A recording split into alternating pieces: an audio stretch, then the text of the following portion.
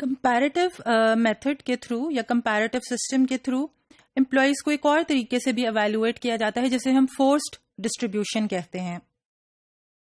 Basically forced distribution میں employees کو forcefully ایک خاص کیٹیگری میں ڈال دیا جاتا ہے جو کہ بیسڈ ہوتا ہے ایک پری ڈیفائنڈ کوٹا کے اوپر. اب یہ پری ڈیفائنڈ کوٹا کیا ہے؟ فار ایگزامپل اگر آرگنائزیشنز یہ کہیں کہ ایسا نہیں پاسبل کہ ہماری آرگنائزیشن میں سارے ہی امپلائیز جو ہیں وہ بیسٹ پرفارمر کہلائیں چاہے ان کی پرفارمنس اچھی بھی ہو، یا ایسا بھی نہیں ہے کہ ہم سارے ہی امپلائیز کو ایکسپلینیشن کال کر لیں آن شوئنگ پور پرفارمنس، تو ہمیں کچھ بیچ کا راستہ اڈاپٹ کرنا چاہیے، اور وہ یہ ہے کہ جی ہمارے جتنے بھی نمبر آف امپلائیز ہیں ہم زیادہ سے زیادہ ان میں سے 10% جو ہیں انہیں ہم بیسٹ امپلائی کہہ سکتے ہیں، اور 20 کو ایسے ہیں جن کو ہم سلیکٹ کر سکتے ہیں ایز اے پور پرفارمر، یا جن کو ایکسپلینیشن کال کی جا سکتی ہے یا جو ٹرمینیشن یا ڈیموشن کی طرف جا سکتے ہیں. اور جو میجر گروپ آف امپلائیز ہوگا جو کہ ریمیننگ رہ جاتا ہے 70%، وہ ہمارے ایوریج ہوں گے.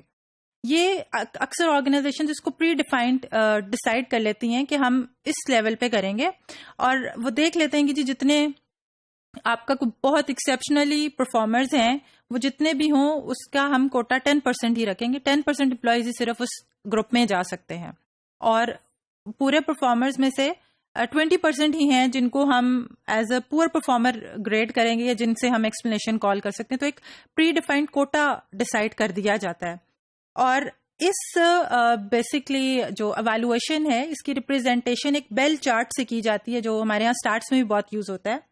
ہم اسے دیکھ لیتے ہیں کہ کس طریقے سے جو فورس ڈسٹریبیوشن ہے اس میں امپلائیز کو ریپرزینٹ کیا جا رہا ہے. اب اگر آپ یہ گراف دیکھ لیں، ایک بیل چارٹ ہے، اس میں آپ کو نظر آ رہا ہوگا کہ آپ کے جو گرین میں ہے وہ ہائی پرفارمرز دکھا رہے ہیں، وہ اس کی جو شیئر ہے وہ بھی لو ہے، اور جو ریڈ میں ہے وہ پور پرفارمرز ہے یا انڈر پرفارمنس ہے، وہ بھی جو شیئر ہے وہ لو ہے، اور جو میجورٹی ہے وہ ایوریج پرفارمرز پر ہے.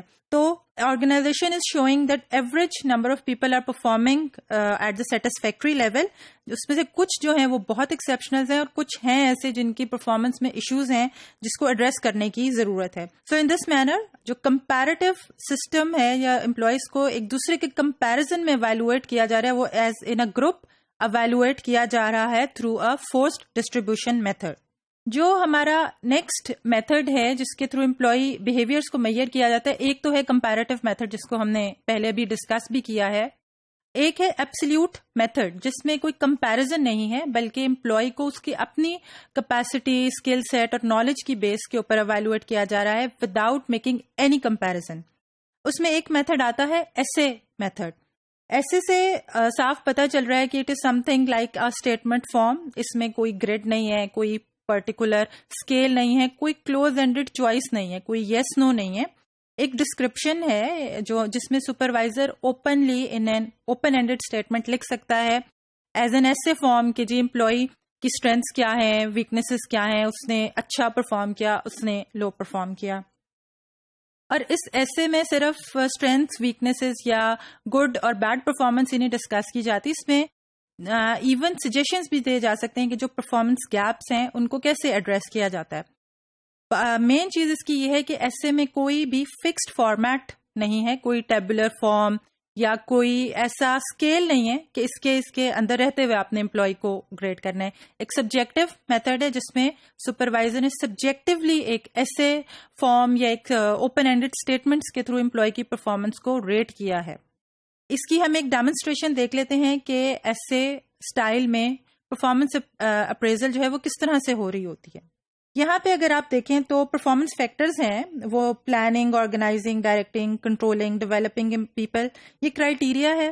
اس کے آگے لکھا ہوا ہے پرفارمنس انالیسز اینڈ ایگزامپلس، اور کوئی اسکیل نہیں ہے، کوئی فکسڈ 1 2 3 ایوریج پور گڈ نہیں ہے. اس میں کوئی بھی وہ ایسے ٹائپ اسٹیٹمنٹ سپروائزر لکھ سکتا ہے. پلاننگ میں امپلائی کی کیسی پرفارمنس تھی، آرگنائزنگ کے معاملے میں امپلائی کیسا تھا، directing and controlling and so on, کہ وہ امپلائی ان کرائیٹیریا پہ کیسا تھا. اگر آپ اگلا سیکشن اور کالم دیکھیں تو اس میں امپروومنٹ پلان بھی مینشن ہے کہ جہاں پر وہ امپلائی کی انالیسس کرے گا اور اگر کوئی پرفارمنس گیپ کچھ مینشن آ رہا ہوگا اس میں تو اس کے اگینسٹ وہ ایک امپروومنٹ پلان بھی مینشن کر سکتا ہے. سو دس از دا میتھڈ تھرو وچ ایک امپلائی کی پرفارمنس کو اپریز کیا جاتا ہے، اور اگر آپ اس میں نوٹ کریں تو کوئی کمپیرزن کسی اور امپلائی سے نہیں کیا گیا.